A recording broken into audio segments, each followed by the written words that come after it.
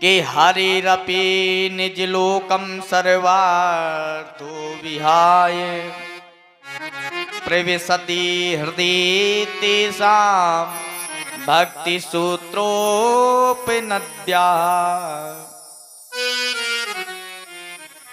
गोस्वामी तुलसीदास जी महाराज हनुमान चालीसा में अंत में राम जी में हृदय में बैठने की बात नहीं करते, बल्कि हनुमान जी को हृदय में बैठा रहे।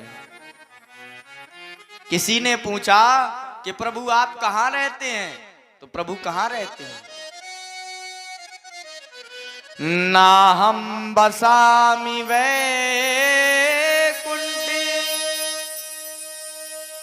ना हम वसामि वैकुंठे योगी नाम हृदयेन जा मद भक्ता यत्र गायन्ते तत्र तिष्ठामि नारदः। प्रभु ने कहा है ना हम वसामि वैकुंठी, ना तो वैकुंठ में रहता हूँ, न योगी नाम हृदयंत्या, न योगियों के हृदय में रहता हूँ। मद भक्ता यत्र गायन्ते, मेरे भक्त जहाँ मेरे कीर्तन का गायन करते हैं, तत्र तिष्ठामि नारदः, ऐसे स्थान पर मैं रहता हूँ। नारद जी से बताया है, क्योंकि भगवान सदैव हनुमान जी के हृदय में बैठे हैं। और अगर आप हनुमान को अपने हृदय में बिठा लोगे तो सीताराम अपने आप हृदय में आ जाएंगे। क्योंकि कैसे है हनुमान जी? पवन तनय संकट हरण मंगल मूरति रूप राम लखन सीता सहित हृदय बसहि हृदय बसहु सुरेभू। अरे अगर जीवन में हनुमंत लाल जी अगर हृदय में बैठ गए तो लखन लाल जी सहित सारा राम दरबार आपके हृदय में आ जाएगा। हनुमान जी को कहा जाता है अतुलित वाले रामम हेम शैलावधेयम धनु जीवन कृशानम ज्ञानी नामाग्रगण्यम। हनुमान जी को कहा जाता है अतुलित बल धामम, अतुलित बल के जो धाम है वो है हनुमान जी।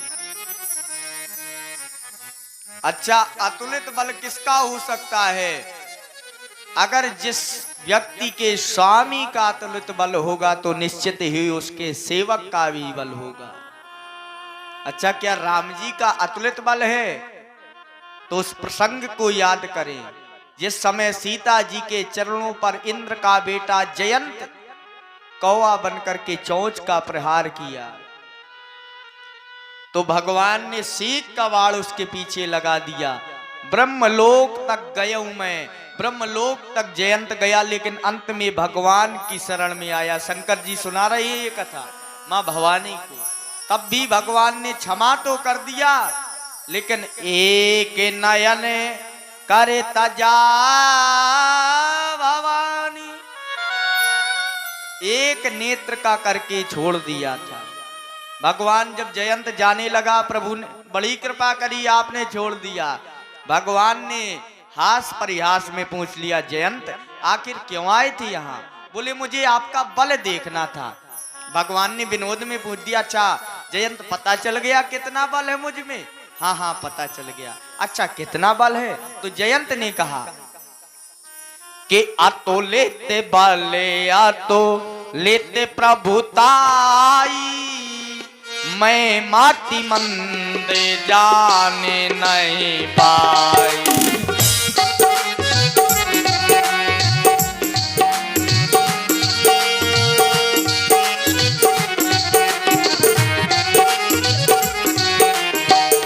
आतो लेते वाले आतो लेते प्रभुताई, आतो लेते वाले आतो लेते प्रभुताई, मैं मति में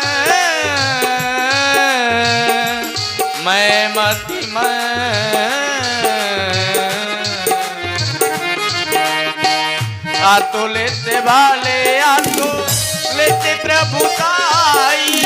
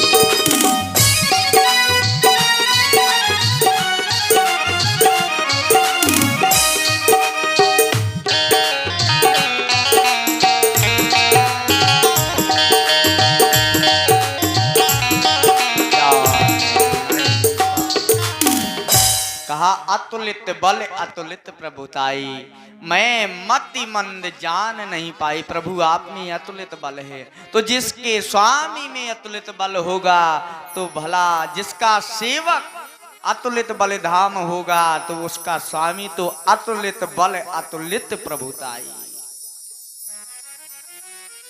अच्छा, केवल बल ही नहीं हनुमान जी पर, बल के साथ कई लोग ऐसे होते हैं कि बल तो बहुत होता है, शरीर अच्छा हो तो बुद्धि नहीं होती है, लेकिन हनुमान जी में ये भी नहीं।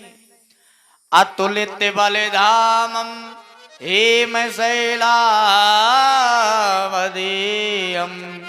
धनुजीवन कृशानम ज्ञानी नामाग्रगण्यम, ज्ञानियों में भी अग्रगण्य, ज्ञानियों में श्रेष्ठ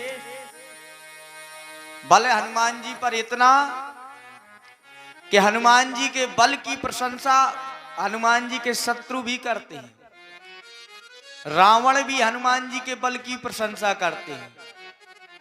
मानस में प्रसंग भी आया है सूक्ष्म रूप से, लेकिन पूर्ण कथा आई है वाल्मीकि रामायण में। क्योंकि जिस समय हनुमान जी को युद्ध मैदान पर भेजा गया तो रावण जो था उसको बड़ी ईर्ष्या थी हनुमान जी की पूंछ से। हनुमान जी से ईर्ष्या नहीं थी, हनुमान जी की पूंछ से बड़ी ईर्ष्या थी। अच्छा, पूंछ शब्द को देखें तो पूंछ शब्द में दो अर्थ होते हैं। एक साधारण पूंछ को तो कहेंगे ही, लेकिन पूंछ माने होता है प्रतिष्ठा। कहते हैं ना कि देखो भाई, उन्होंने हमें भोजन के लिए भी नहीं पूछा, जल के लिए भी नहीं पूछा, तो इसको जोड़ते हैं प्रतिष्ठा से। यानी कहने का भाव, सज्जन की प्रतिष्ठा रूपी पूंछ दुर्जन को अच्छी नहीं लगती है। किया भी हनुमान जी ने पूंछ से ही तो काम किया, प्रतिष्ठा ही तो बचाई। हनुमान जी की पूंछ प्रतिष्ठा है। हनुमान जी ने जिस समय रावण के जो सैनिक थे उन्होंने उनको बंदी बना लिया। अच्छा, क्या किया जाए इसके साथ? बोले महाराज, जैसा इनके स्वामी ने किया है तो वैसा ही इसके सेवक के साथ होना चाहिए। हनुमान जी सोचने लगे कहीं ऐसा ना हो कि हमारे स्वामी ने तो इनकी बहन के नाक कान काट के भेजे, कहीं ऐसा ना हो कि हमारे नाक कान काट के भेज दें। हनुमान जी ने सोचा, आए तो हम माता जानकी भक्ति की खोज में, लेकिन भक्ति की खोज में आए हैं तो विकारों के हाथ नाक कान कटा कर नहीं जाएंगे। तो हनुमान जी ने सरस्वती जी का ध्यान किया। सरस्वती जी ने तुरंत ही, हनुमान जी ने अपनी पूंछ को कभी देखने लगे तो रावण समझ गया। बोले, कपि के ममता पूछ पर सबही कहो समझाए। बोले, समझ गया मैं इस बंदर की ममता इस पूंछ से कि कपि के ममता पूछ पर सबही कहो समझाए। तेल बोर पट बांध पुन पावक देहु लगाए। अब देखिए, ये सरस्वती जी की कृपा ही है, नहीं तो रावण ये भी कह सकता था एक तलवार मंगाए के पूछ दियो कटवाए, कह तो सकता था। लेकिन जहां सरस्वती जी ने कृपा की रावण की बुद्धि बदल गई। कहा कि तेल बोरे पट बांध पुन पावक देहु लगा, पावक दे पावक देहु लगा। अच्छा, हनुमान जी ने सोचा चलो ठीक है, हनुमान जी क्यों नहीं डरे अग्नि से? अग्नि से हनुमान जी क्यों नहीं डरे? वरना डरना चाहिए, जिसका शरीर जले उसको डर नहीं लगेगा। लेकिन हनुमान जी नहीं डरे अग्नि से, क्योंकि हनुमान जी को पता था कि वो अग्नि केवल अग्नि नहीं, उस अग्नि में मेरी माँ जानकी निवास करती है। क्यों? कि तुम्हें पावा के माँ करो निवासु, तुम्हें पावा के माँ करो निवासु।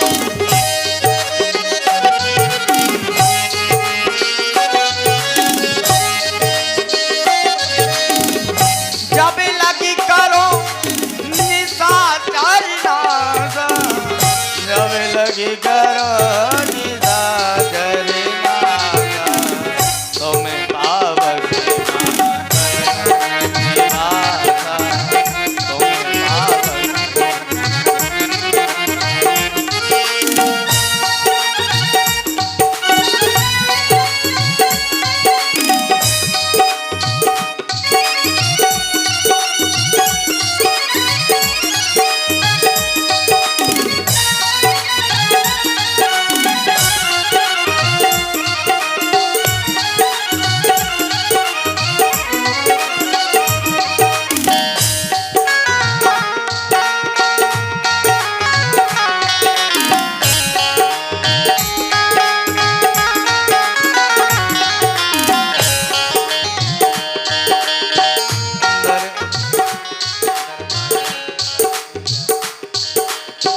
तुम्हें पावा के माँ करो, तुम्हें पावा के माँ करो निवास, जब लगी करो निशाचर नाश, जब लगी करो निशाचर नाश।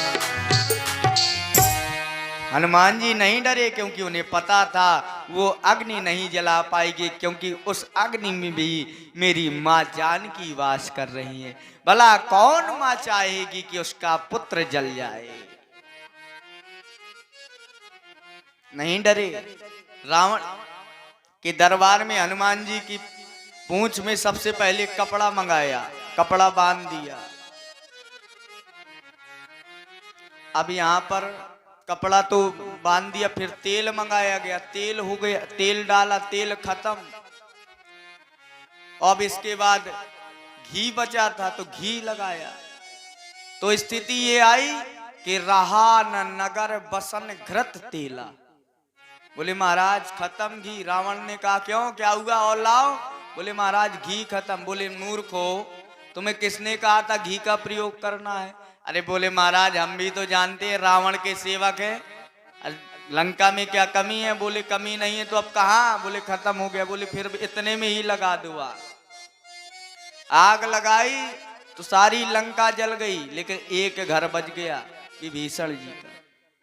क्यों? किसी ने, जब हनुमान जी लौट के पहुंचे, किसी ने पूछा क्यों हनुमान जी तुमने सारी लंका जला दी, लेकिन विभीषण का घर क्यों नहीं जलाया?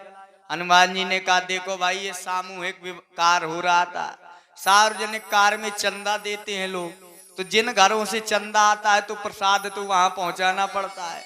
तो सबके घर से, किसी के घर से तेल आया, किसी के घर से घी आया, किसी के यहाँ से वस्त्र आया, तो मिला के अग्नि प्रकट भई, तो थोड़ी थोड़ी अग्नि दे आए सबके घर में। लेकिन विभीषण के घर से कोई चंदा नहीं आया, तो इसलिए विभीषण का घर बच गया। तभी से रावण को हनुमान जी की पूंछ से बड़ी दिक्कत हो गई। युद्ध स्थल में रावण ने सोचा कि हनुमान से लड़ना कोई साधारण नहीं। रावण के पास 4 प्रकार की सेना थी, पैदल, घुड़सवार, रथी और एक अमर सेना। 4 प्रकार की सेना को भेजा लड़ने के लिए। तो हनुमान जी ने क्या किया? हाथी से हाथिन को मारे, घोड़न ते घोड़ा संघारे। बोले पैदल के साथ क्या किया? बोले जो पैदल थे पूंछ में लपेट करके हनुमान जी ने मार डाला। पत्रकार पहुंचे, महाराज बड़ा गड़बड़ हो गया, क्या हुआ? बोले सब मारे गए। क्यों? सब उसके सामने पहुंचे, हनुमान ने सब मार दिए। बोले सामने मूर्ख हो क्या? सामने से कहीं युद्ध लड़ा जाता? अरे तुम असुर हो, पीछे से अरे बोले महाराज पीछे से भी कुछ गए थे, क्या हुआ? बोले वो पूंछ। अरे बोले चुप, इसका तो नाम नहीं लेना। बड़ी नफरत रावण को। रावण ने सोचा कि चलो इस बार अमर सेना भेजते हैं। उस रावण ने अमर सेना को भेज दिया हनुमान जी से लड़ने। अब किसी ने हनुमान जी से कहा, हनुमान जी अब रावण ने अमर सेना का प्रबंध किया है। उन्होंने कहा चलो कोई बात नहीं, आती है तो आने दो। अब अमर सेना आ गई, पीछे से आए। हनुमान जी ने कहा क्या किया जाए? अमर सेना तो हनुमान जी आ गए। तो हनुमान जी ने सभी अमर सेना को पूंछ में लपेटा और ज्यों लपेटा। अब अमर सेना घबराई। पत्रकारों ने माइक लगा दिया। बोले क्यों घबरा रहे हो भाई? अरे बोले कहीं ऐसा ना हो पूंछ में लपेट के जाने कहां फेंके, कहां पटक दें, क्योंकि हमें पता है मरना तो है नहीं, दुर्दशा होगी। हनुमान जी ने पूंछ में लपेट करके इतने ऊपर फेंका जहां पृथ्वी की गुरुत्वाकर्षण शक्ति समाप्त हो जाती है। वहीं फिर घूम रहे होंगे। हम तो गए नहीं है, लेकिन आप लोग कभी हवाई यात्रा में जाएं तो पूछना उन लोगों से क्या हाल है अमर सेना का। बोलो वृंदावन बिहारी लाल की। वृत्तांत आता है कि रावण खुद गया हनुमान जी से लड़ने। रावण गया तो रावण, किसी ने कहा हनुमान जी रावण आ रहा है, आने दो। पीछे से आ रहा है, हनुमान जी ने कहा आने दो। अब रावण को तो ये लग रहा था कि निश्चित जादू इसकी पूंछ में है, तो रावण ने सोचा इसकी पूंछ ही उखाड़ देते हैं। अब तो तुरंत ही रावण गया, पूंछ पकड़ ली। किसी ने कहा हनुमान जी पूंछ पकड़ ली उसने, तो हनुमान जी मुड़े नहीं, लड़े नहीं। हनुमान जी अब उड़े, अब उड़ गए जो हनुमान जी। अब पत्रकार भी शायद व्यवस्था रही होगी, वो भी साथ में माइक लिए रावण के बगल में। क्यों? रावण बेचारा घबरा रहा है, कांप रहा है, पसीना आ रहा है। पत्रकारों ने कहा क्यों रावण, क्या हाल है? अरे बोले बड़ा कष्ट है। बोले कहीं ऐसा ना हो कि ये पूंछ टूट जाए तो हमारे तो प्राण चले ही जाएंगे। देखो, तो उन्होंने कहा जब जब किसी संत की प्रतिष्ठा रूपी पूंछ दुर्जन पकड़ने का प्रयास करता है तो सदैव ऐसी दुर्जन की दुर्गति हुई होती है। ऐसा नहीं, रावण ये तो लड़ाई एक बार किसी ने, वृत्तांत आता है रामायण में ही कि एक बार रावण आया, बोले हनुमान हम जानना चाहते हैं तुम बहुत युद्ध करते हो, हमसे युद्ध करो। अच्छा ठीक है महाराज। तो बोले कैसा युद्ध करेंगे, ना जाने कितने दिनों में निष्कर्ष निकलेगा। अच्छा एक काम करें, एक एक मुक्का का युद्ध कर लेते हैं। ठीक है महाराज। अब दोनों ने डील फाइनल हो गई उनकी। अब यहां पर बोले कौन मारेगा पहले मुक्का?